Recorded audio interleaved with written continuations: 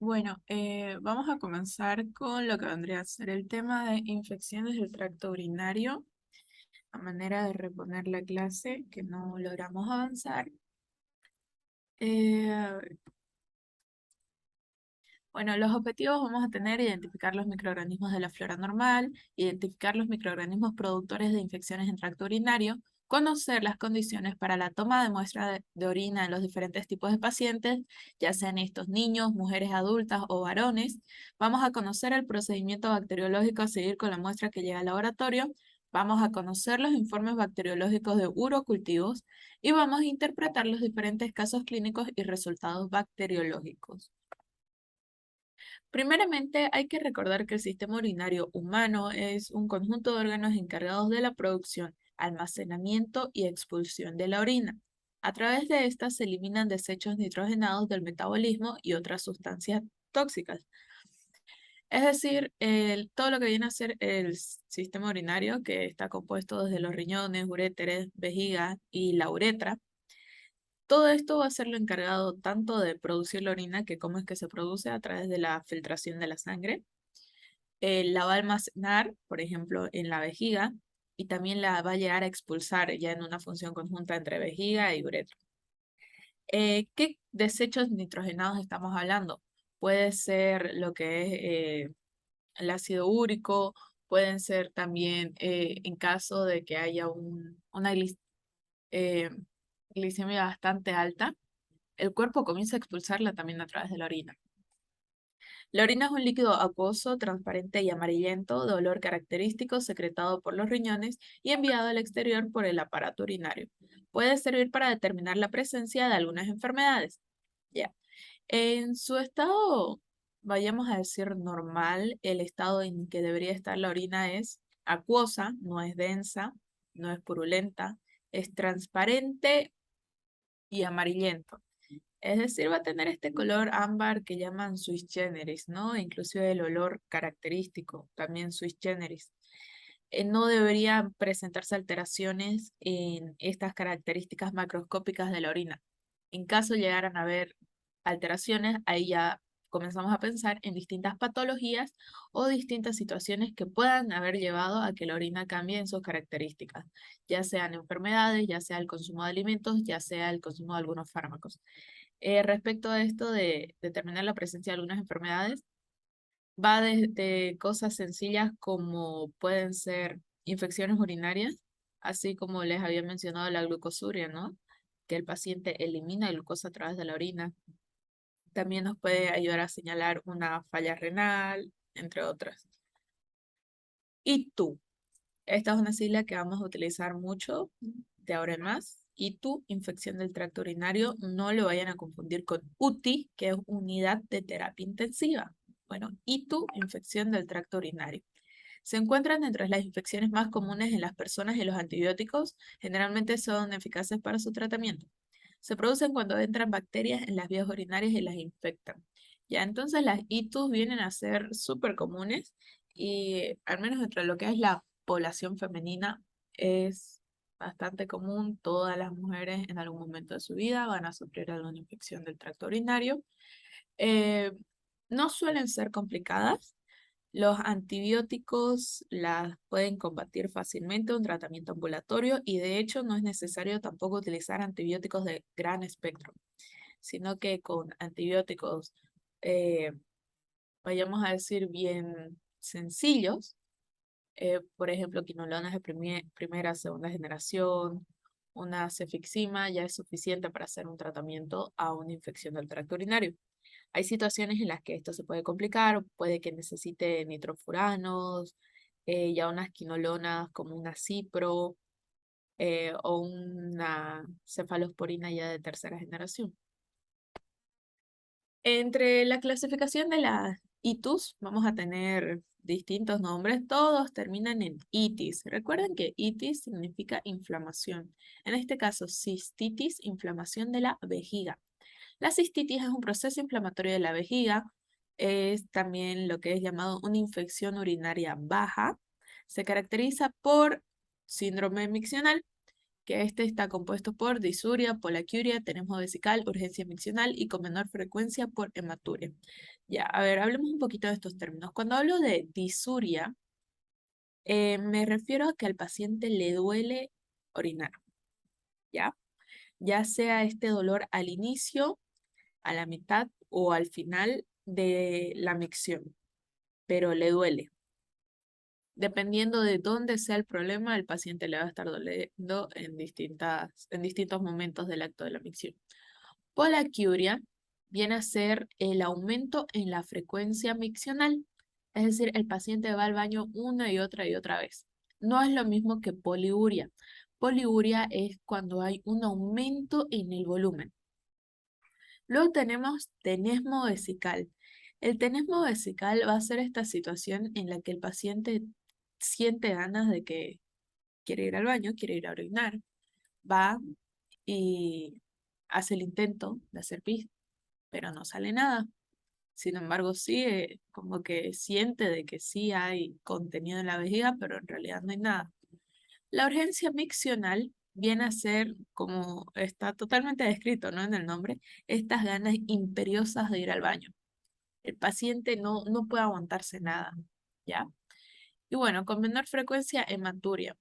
Hematuria, uria, orina. Hemato es sangre. Entonces, el paciente está orinando con sangre. Estos rastros de sangre pueden ser ya sean microscópicos, que los voy a ver durante el EGO, que el EGO es el examen general de orina, o también pueden ser macroscópicos, es decir, el paciente va a orinar y va a ver los rastros de sangre, la orina va a cambiar de color a un color un poquito más rosado porque va a estar mezclándose. Luego tenemos la pielonefritis. La pielonefritis viene a ser la inflamación de la pelvis renal, ¿ya? Esta es una infección urinaria alta y es una infección del riñón causada por una infección. Esta infección, por lo general, tenemos de que no es que haya comenzado en sí en el riñón, sino que haya comenzado en otro órgano y haya ascendido o haya sido llevada al riñón. Normalmente se vincula a que son infecciones urinarias bajas que suben a través de los uréteres y llegan a la pelvis renal. Se caracteriza por un dolor lumbar unilateral o bilateral que se puede extender al abdomen inferior asociado a fiebre, escalofríos, náuseas y vómitos. Puede asociarse a cistitis. Como les digo, por lo general estamos hablando de casos en los que la cistitis no llega a ser tratada y la infección sube y causa la pielonefritis. Ya. Dolor lumbar. Es decir, al paciente le va a estar doliendo aquí en la espaldita baja, como se está agarrando este paciente de acá, esta persona. Este dolor ya puede ser unilateral o bilateral. ¿De qué va a depender? De si es solo un riñón el que está siendo afectado o son los dos. Bueno, eh, este dolor se puede irradiar. Cuando escuchen esta palabra dolor irradiado a, significa que si bien este es el foco principal del dolor, este dolor se mueve también a otras partes. Si bien aquí está nuestro riñoncito y era ahí que le dolía, este dolor también puede viajar. ¿Listo? Eh, Se extiende a abdomen inferior, al hipogastrio, a lo que viene a ser el vientre. E incluso, que bueno, este tipo de irradiación, el por qué se dan las irradiaciones del dolor, es debido a los orígenes embriológicos de cada parte del cuerpo, de cada tejido, de cada órgano. Van a ver, por ejemplo, en el caso de los cálculos renales, es lo mismo, ¿no? Le duele el área lumbar, baja abdomen, inclusive llega a la zona perineal el dolor, también acá.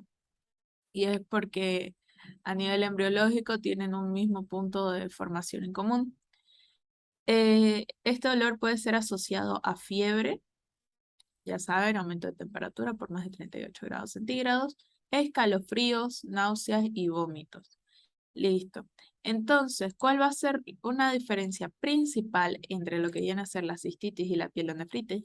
Porque hay veces que la cistitis también comienza a dolerle un poquito la espalda a la paciente, ¿ya? La diferencia es que la pielonefritis, así de entrada, tiene síntomas sistémicos, como ser la fiebre, los escalofríos, náuseas y vómitos.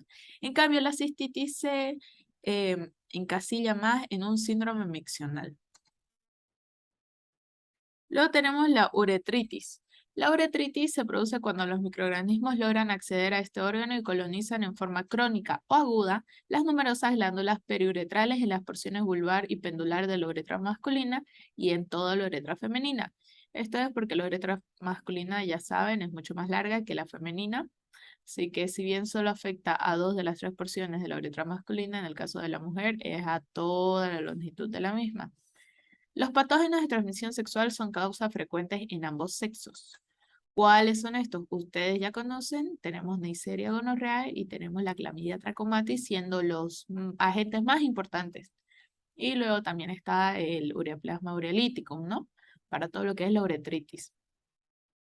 Prostatitis, ¿qué tenemos? La prostatitis es la inflamación aguda de la próstata provocada por el ingreso de orina infectada dentro del tejido prostático. Los síntomas son fiebre, ardor y dificultad para orinar. Dolor perineal, que es un dolor y sensación de peso entre los testículos y el ano. Ya, ¿cómo es que llega esa orina infectada? Porque ustedes saben, la orina es estéril. Entonces, ¿cómo es que llega esta orina infectada, llena de bacterias? Puede ser un caso de cistitis, un caso de uretritis, o sea, de que haya infección de las vías urinarias propiamente dichas. Porque la próstata no es parte de las vías urinarias, pero sí tiene mucho vínculo con ellas, mucha contigüidad. Entonces, puede ser esa situación. La otra situación en la que se llegan a dar las prostatitis, ¿y por qué es que lo colocamos acá? Porque al menos en lo que es los hombres, lógicamente, ya que las mujeres no tienen próstata, es un diagnóstico diferencial que nosotros tenemos que realizar, ya que fíjense, fiebre, ardor y dificultad para orinar y dolor perineal. Simula mucho una infección urinaria. En este caso, también hay que tomar en cuenta este diagnóstico, sobre todo en lo que son hombres adultos. En los niños difícilmente se van a dar estas situaciones. Y como les dije alguna vez, lo que viene a ser el acto sexual vía anal viene a ser el factor de riesgo más importante para contraer una prostatitis. Eso es lo que llegamos a ver al menos cuando me tocó pasar urología. Ahora, ¿qué otro tipo de cuadros podemos observar hablando de las itus? Tenemos la bacteriuria asintomática. Bacteriuria. El paciente está orinando bacterias, pero no hay síntomas. Definida como bacteriuria significativa, eh, cuando hayan más de 10.500 unidades formadoras de colonias por ml en al menos 2 urocultivos con el mismo microorganismo, tomados con una semana de diferencia en ausencia de síntomas. Es decir, necesitamos más de 2 urocultivos donde se identifique a la misma bacteria y que estos tengan una semana de diferencia para descartar que haya sido una contaminación, haya sido alguna otra causa la que nos haya llevado al desarrollo de estos microorganismos. En el caso de los hombres, bastará con un único cultivo positivo en ausencia de síntomas para confirmar el diagnóstico. Puede aparecer piuria o no. ¿Qué es piuria? Piuria es cuando se están orinando también leucocitos. La bacteriuria asintomática no debe tratarse salvo en los casos en los que conlleva un riesgo de infección clínica o daño orgánico, como ser las embarazadas, los pacientes inmunodeprimidos, profilaxis previa a cirugía urológica o una infección de tracto urinario por Proteus. Proteus es una bacteria bastante complicada, si bien es una enterobacteria, nos llega a causar muchos problemas, no solo dentro del hospital, sino en el paciente en sí, es complicado. En el caso de las embarazadas, ¿por qué es que tengo que darle tratamiento? Pues resulta que si bien aquí no hay síntomas, sí hay la infección presente. En el caso de las embarazadas, la infección urinaria es una de las causas más comunes de amenaza de parto prematuro. Entonces, estas situaciones yo las debo evitar al máximo. Es causa de amenaza de parto, de rotura prematura de membranas. Es muy peligroso tener una embarazada con infección urinaria. En los pacientes inmunodeprimidos, ustedes saben, no podemos dejar que ninguna infección siga su curso. A pesar de que no hay síntomas, tenemos que realizar el tratamiento porque este es un paciente que no va a poder contener la infección mucho más allá de unos cuantos días, ¿no? Ahora, por su riesgo potencial de complicación, podemos clasificar a las ITUS de la siguiente manera. Vamos a definir como infección complicada o potencialmente complicada a toda aquella infección con riesgo moderado o elevado de resultar en sepsis, destrucción tisular u otros estados de cierta morbilidad o mortalidad. Además, una infección grave puede encubrir un trastorno anatómico, funcional o metabólico del tracto urinario previamente desconocido, que generalmente requiere un estudio mayor y cambios en las estrategias de tratamiento. La presencia de alguno de estos factores contraindica el uso de una pauta corta de antibioterapia y obliga a instaurar una pauta larga de antibióticos. Ya, entonces, ¿cuáles son esos factores? Aquí tenemos los factores que incrementan el riesgo de complicación de una infección urinaria y nos señala todo esto. Eh, Son varones, ancianos, hay fiebre, tienen síntomas de más de 7 días, hematuria, historia de litiasis, es decir, es un paciente con historia de producción de cálculos renales, signos o síntomas de obstrucción del tracto urinario, instrumentación del tracto urinario, es decir, si hay una sonda, por ejemplo, presente, hospitalización reciente, gestación, diabetes o inmunosupresión, infección por gérmenes resistentes, anomalías anatómicas o funcionales, infección durante la infancia, y administración reciente de antibióticos.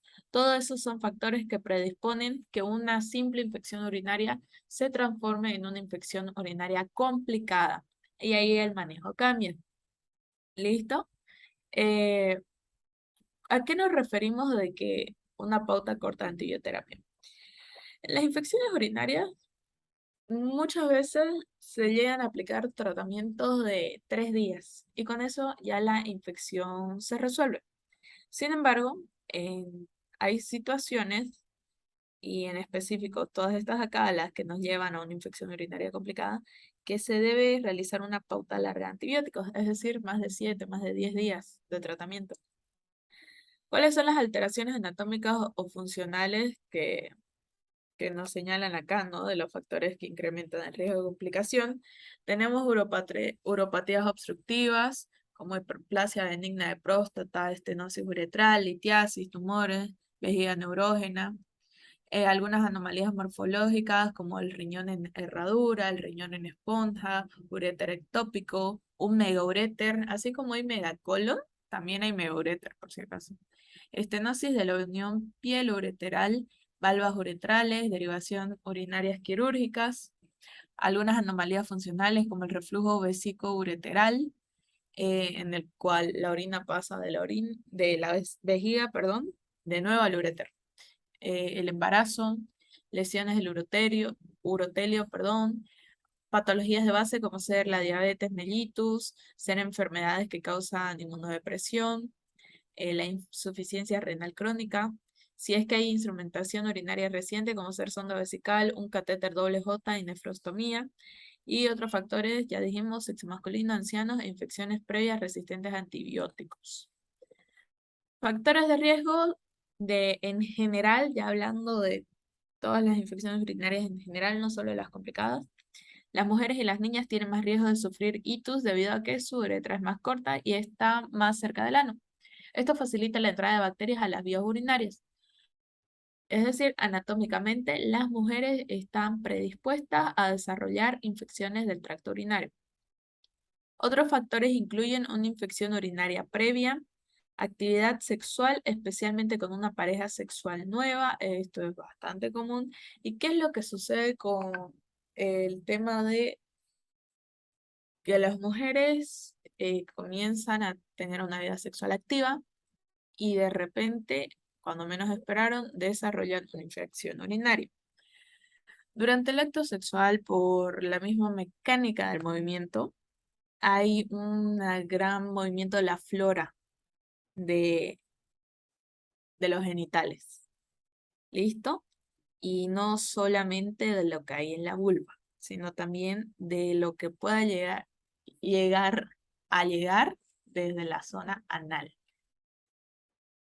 Aparte, si es que el hombre tiene o no alguna bacteria por ahí, igual existe el riesgo de que llegue a entrar a la uretra de la mujer y ahí se desarrolle la infección.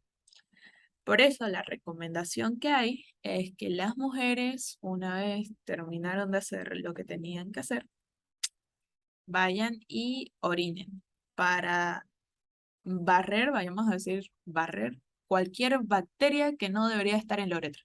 ¿Listo? Eh, los cambios en la flora o la acidez vaginal debido a la menopausia o el uso de espermicidas.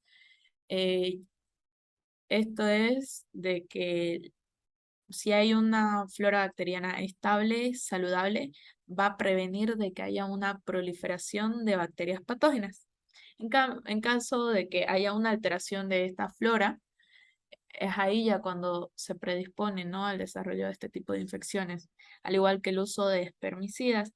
¿Qué sucede con los espermicidas? Los espermicidas, por si no saben, vienen a ser sustancias que se utilizan durante las relaciones sexuales para matar a los espermatozoides. Es eso, es como un insecticida, pero para espermas. El problema con esto es que también te está modificando el pH vaginal, te está modificando la flora. Otro factor de riesgo es el embarazo. Luego tenemos la edad. Los adultos mayores tienen más probabilidades de tener infecciones urinarias. Esto va por muchos motivos. Va desde que son fisiológicamente inmunodeprimidos, así como los adultos mayores suelen estar más tiempo sentaditos, eh, pueden haber problemas a la hora de ir al baño, de limpiarse, y es ahí ya cuando comienzan a aparecer las infecciones urinarias mucho más si es que llegan a utilizar, por ejemplo, pañales y etcétera. Factor de riesgo, movilidad reducida, por ejemplo, después de una operación o por reposo absoluto en cama. Incontinencia urinaria o tener colocado un catéter urinario. Cálculos renales y el adenoma de próstata. Esto es porque, eh, bueno, en el caso del catéter, ustedes saben, estás introduciendo un instrumento a la uretra. Entonces, si es que hay un mal manejo del mismo, mucho riesgo de desarrollo de infección. En el caso de los cálculos renales y del adenoma de próstata, es porque estarías obstruyendo las vías urinarias, ya sea un cálculo que esté tapando todo o en el caso de los varones, un adenoma de próstata que te hace más pequeña la vía urinaria y vas a retener pis, vas a retener orina y eso se vuelve caldo de cultivo. En los niños pequeños a veces puede haber problemas estructurales de las vías urinarias que pueden conducir a que se infecten con más frecuencia.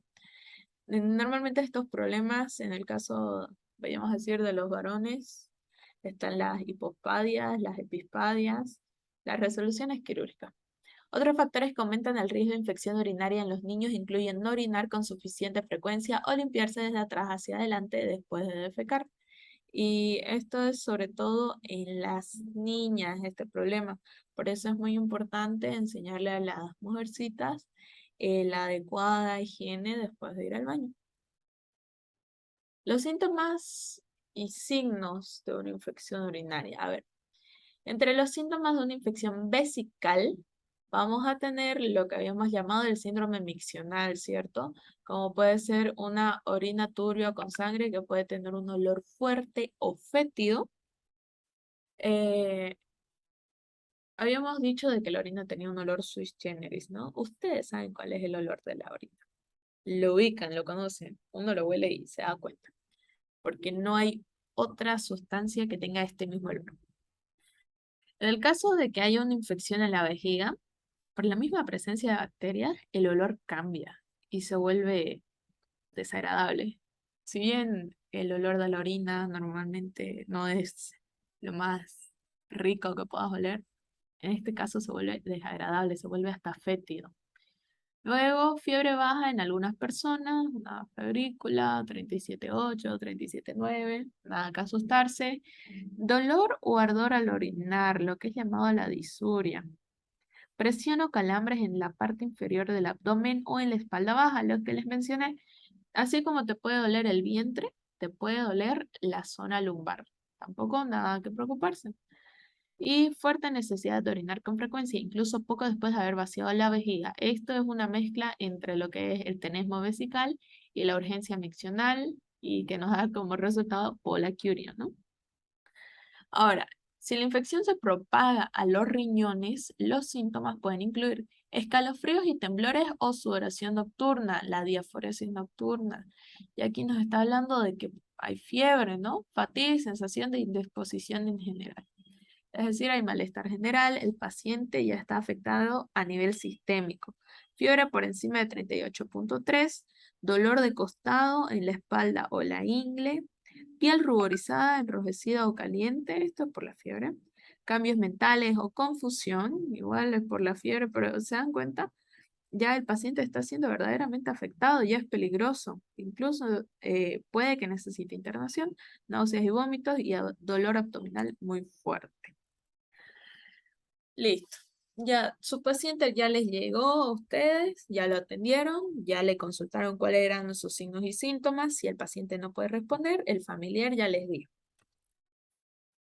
Luego comienzan ustedes a hacer su examen físico.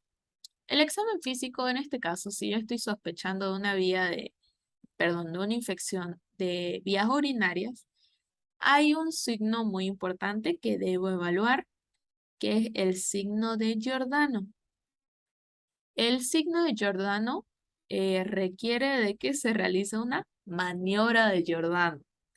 La maniobra de Giordano consiste en la percusión con el borde cubital de la mano a la altura de la región lumbar. ¿Cuál es el borde cubital? Es el borde de su meñique. Ya es como si le estuvieran dando al paciente un golpe tipo karateca a la región lumbar del pacientito. Si el paciente presenta dolor, el signo de Giordano es positivo e indica que ese paciente tiene una patología renal, no necesariamente una pielonefritis, así como que, es pielonefritis, pero sí hay patología renal, hay una inflamación del riñoncito, le está doliendo.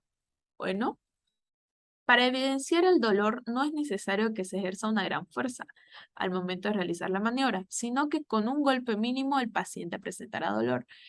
Como el riñón llega a ser tan sensible, con que ustedes solamente lo tocan un poquito, al paciente ya le va a doler.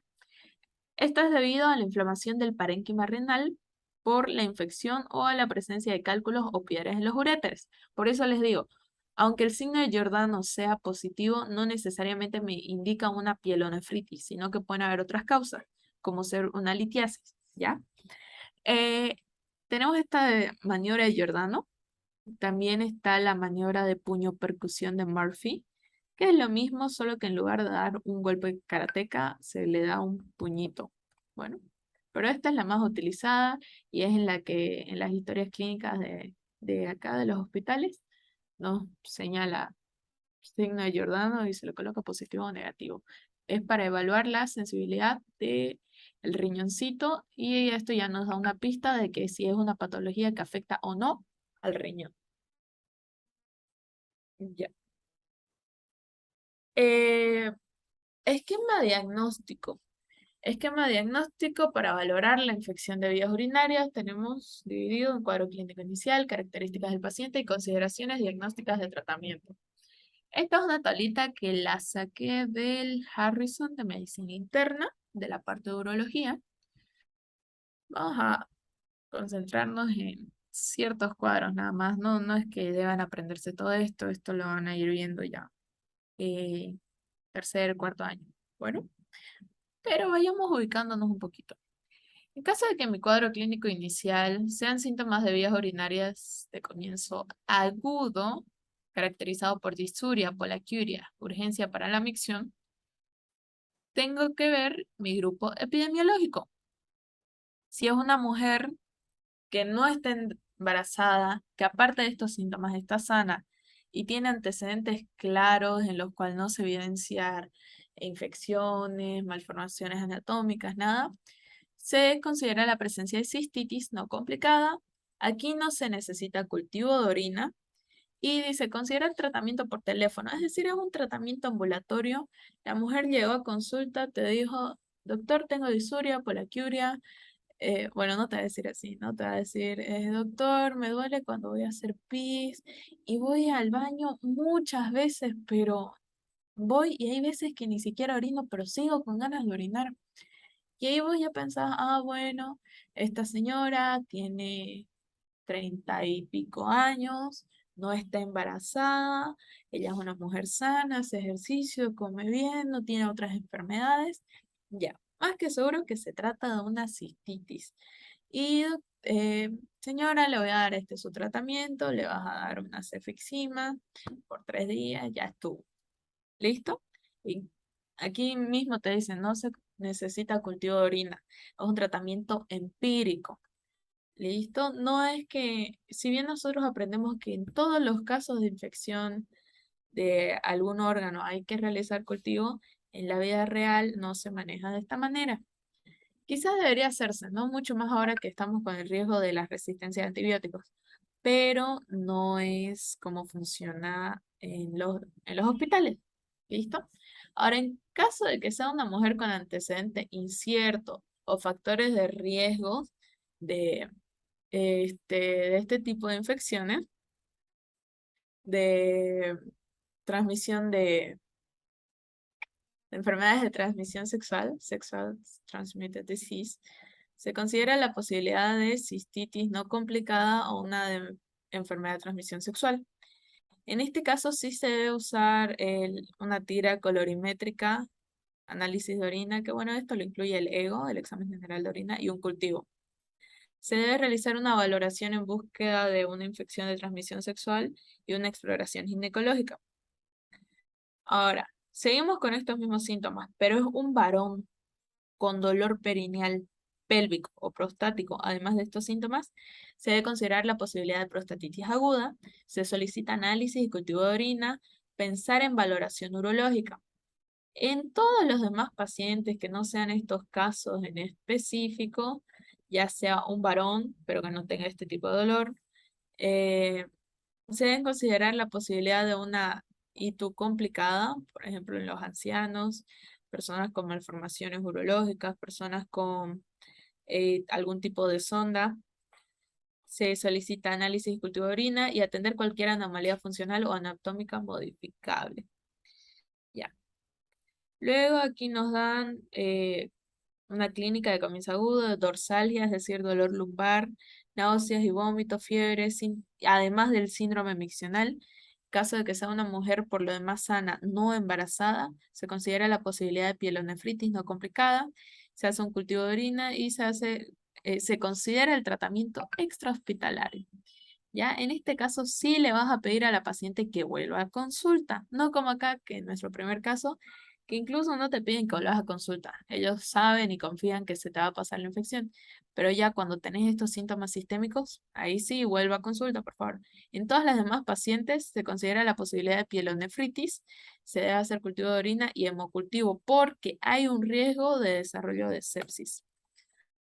Ahora, síntomas sistémicos sin focalización.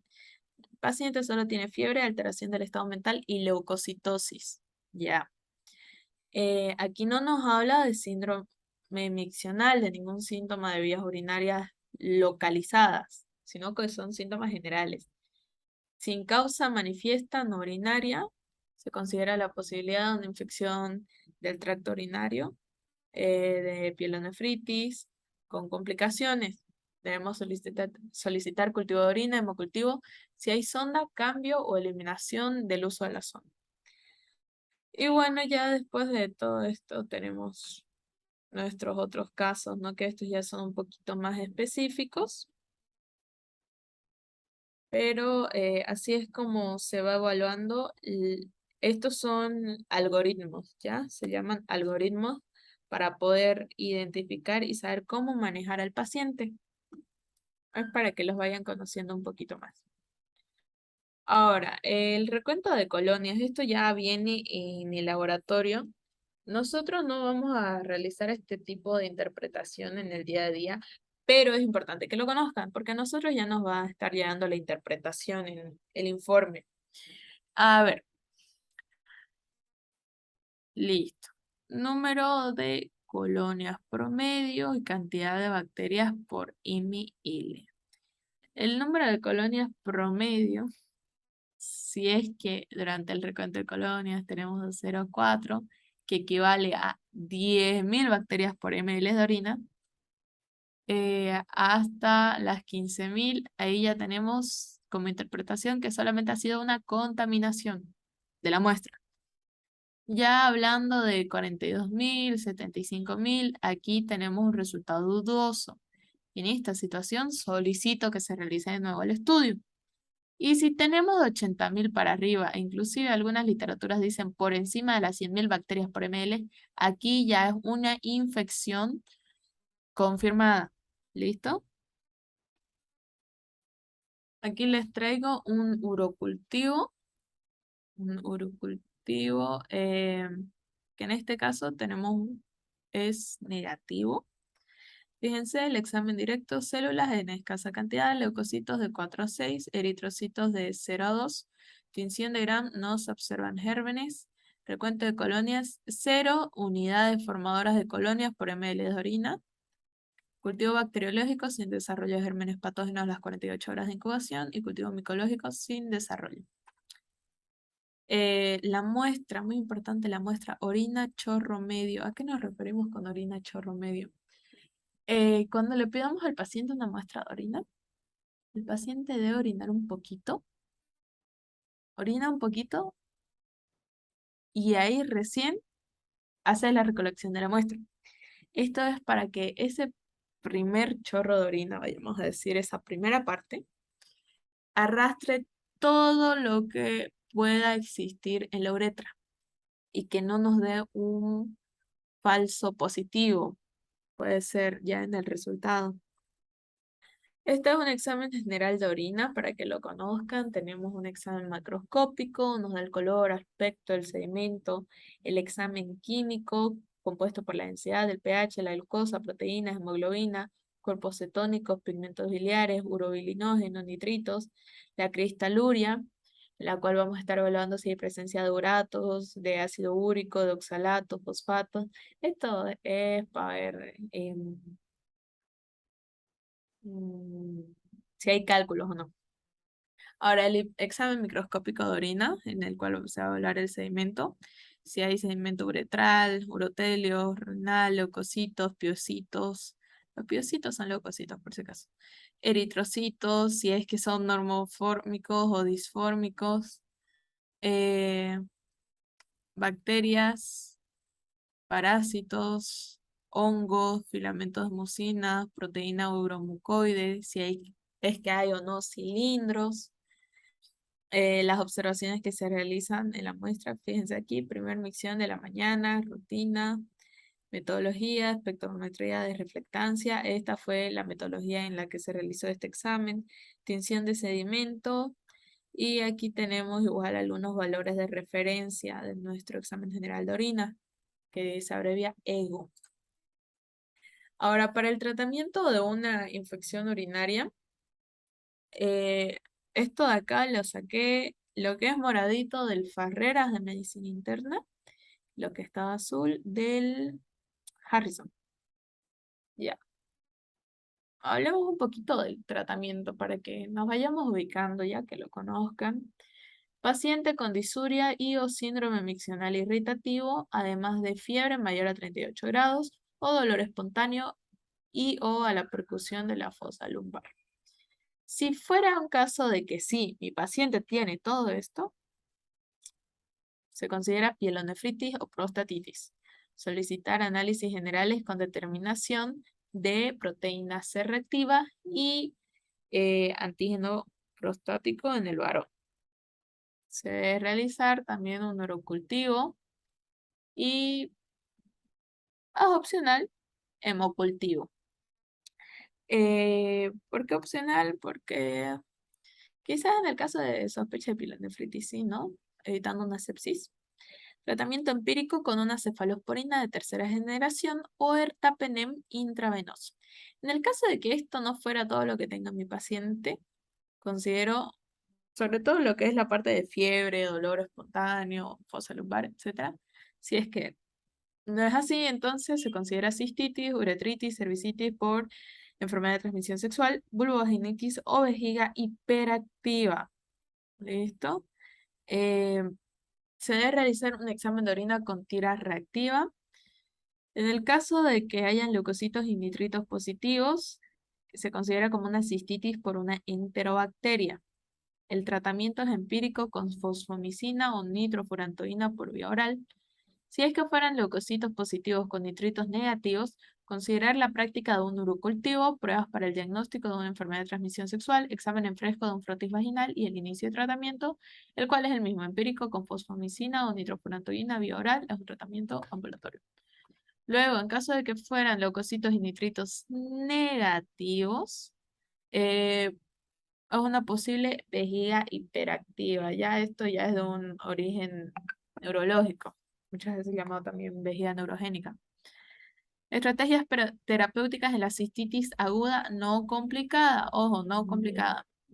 Pueden utilizar nitrofurantoína, 100 miligramos cada 12 horas por 5 a 7 días. Fíjense, esta nos da la eficacia clínica estimada, eficacia bacteriana estimada y los efectos secundarios frecuentes, ¿no? Muchas veces los pacientes dejan el tratamiento por los efectos secundarios y aquí nos da otras opciones. Trimethoprim, sulfametoxazol, un comprimido de doble potencia cada 12 horas por 3 días, fosfomicina, saquito de 3 gramos de dosis única, pivmesilinam, 400 miligramos cada 12 horas por 3 a 7 días. Este creo que no lo tenemos. Fluoroquinolonas, la dosis varía con cada fármaco, régimen de 3 días. Y betalactámicos, la dosis varía con cada fármaco, tratamiento de 5 a 7 días. Tengo entendido que actualmente nosotros en tratamiento ambulatorio, por lo menos lo que se maneja en la petrolera, es con cefixima. Sin embargo, también he visto de que en la actualidad utiliza mucho para un tratamiento empírico la ciprofloxacina con el régimen de 3 días.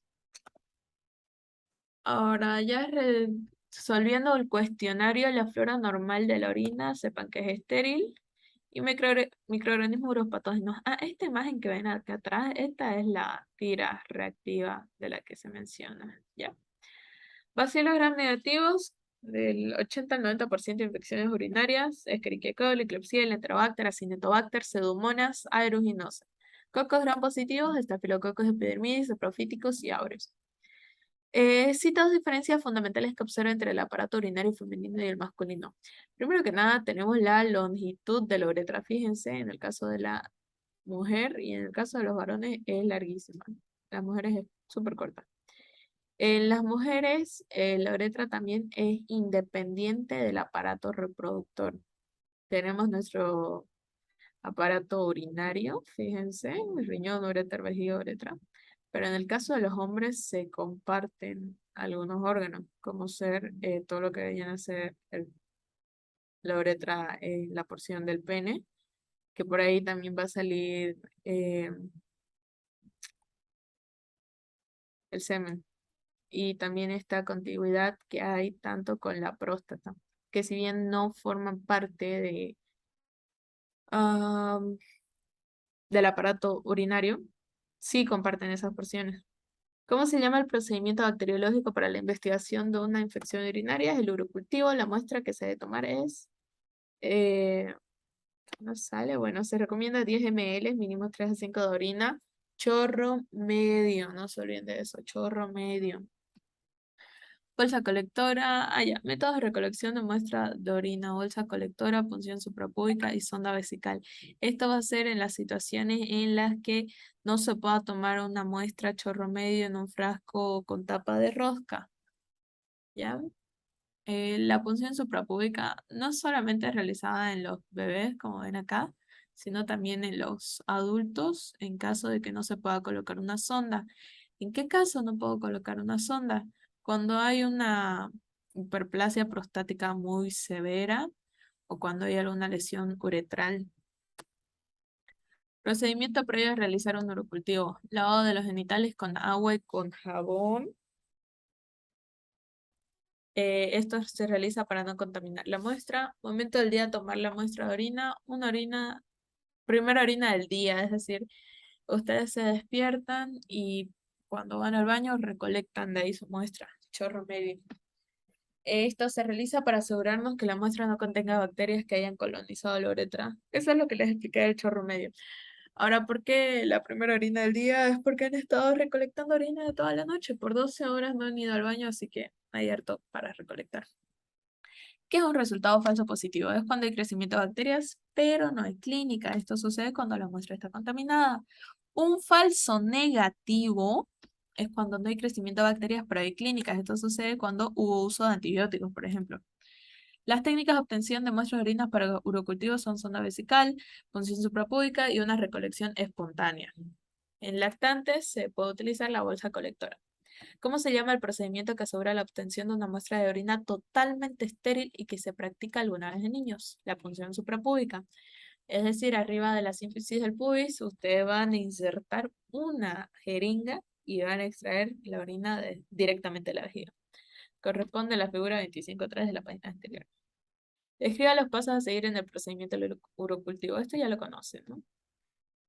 Investigue lo siguiente. En un urocultivo se realiza el recuento de colonias y conteste las siguientes interrogantes. ¿Cuál es el objetivo de realizar el recuento de colonias? Es el diagnóstico laboratorial de una infección de tracto urinario. La cantidad de colonias por mililitro determinarán si es una infección, un resultado dudoso o contaminación. Interpreta los siguientes resultados de un urocultivo. Mayor a 100.000 colonias, infección. De 10.000 a 100.000, dudoso. Y de 1.000 a 10.000, contaminación. Cistitis, ¿cuáles son los síntomas? Afecta la vejiga, no hay fiebre, dolor en vientre y espalda baja, síndrome miccional, pielonefritis, afecta riñón y pelvis renal, fiebre alta, síntomas gripales, puño percusión de Giordano positivo, dolor lumbar.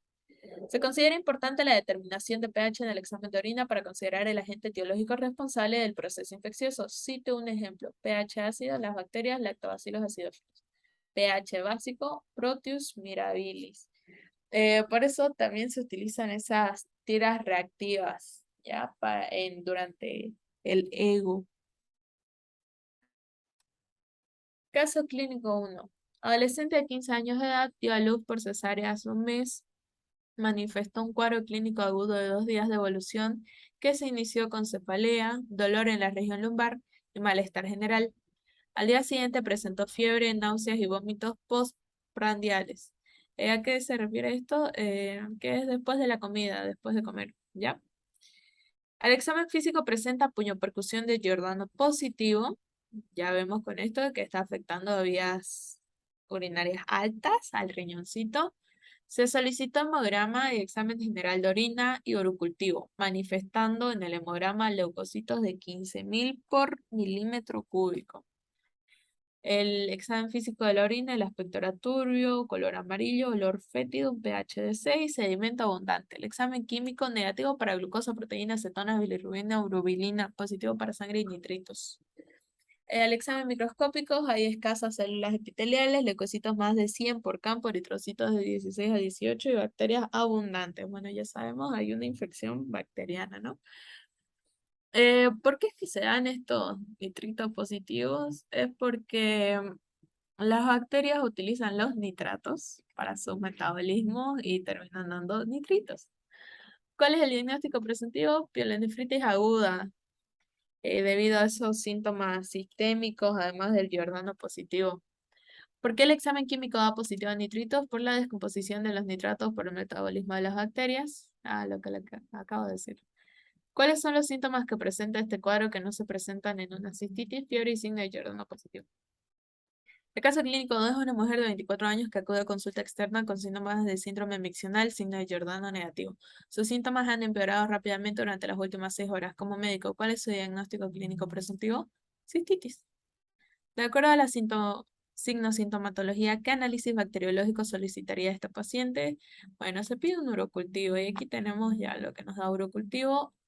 Muestra de orina, aspecto turbio, examen directo, 20 por campo, leucocitos, células epiteliales escasas, eritrocitos 0,1 por campo, obtención de grano, abundantes, bacilos gram negativos, bacterias LADA, la Escherichia coli, recuento de colonias, 100.000 colonias por ml de muestra, antibiograma, sensible a norfloxacina, que es una quinolona, nitrofurantoína, que es un nitrofurano, gentamicina y amicacina, que son los aminoglucósidos, resistente a ampicilina y sulfatrimetopril.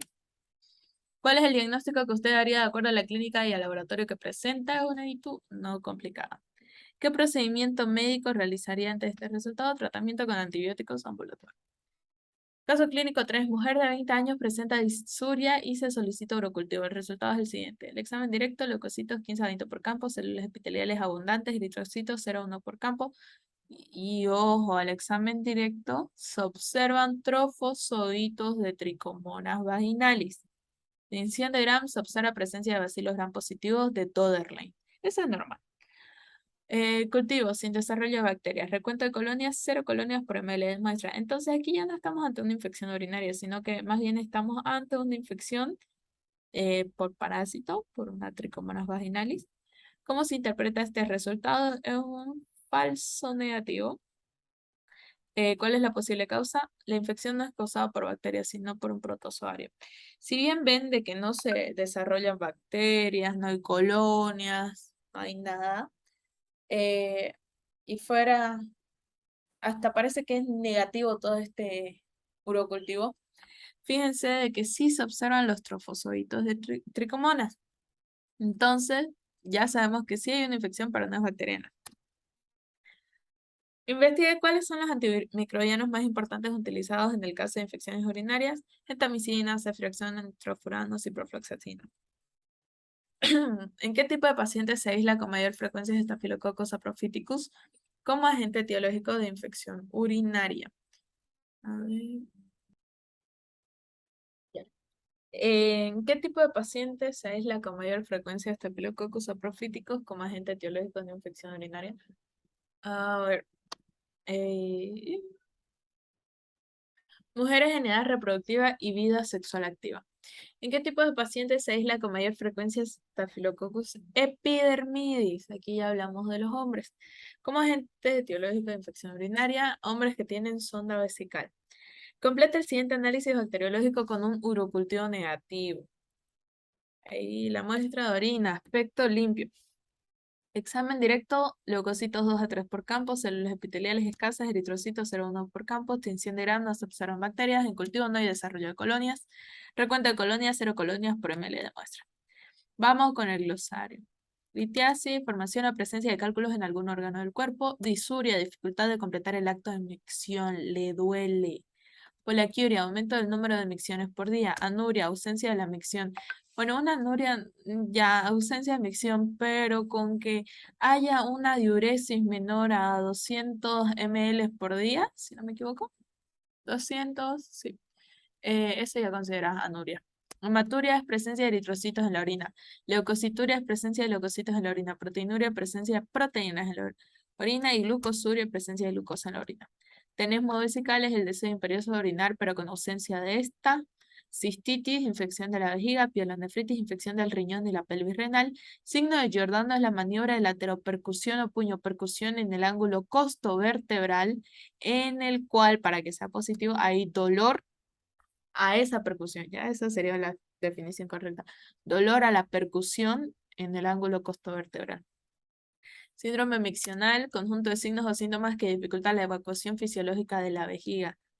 Conclusiones. Por todo lo expuesto anteriormente, ¿qué es lo que se considera más importante en la realización e interpretación del urocultivo?